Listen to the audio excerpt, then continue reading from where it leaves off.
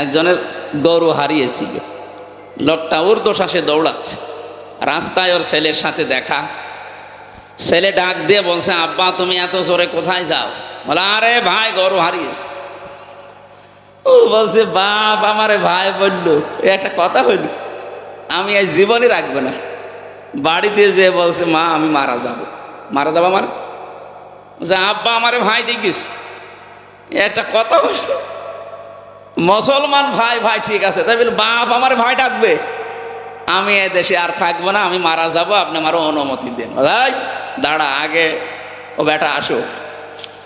বাড়িতে আসার পর বলছে, ওগো তুমি নাকি ছেলেকে ভাই বলে ফেলিস? ওরে মা, গরু হালারে এরকম হয়।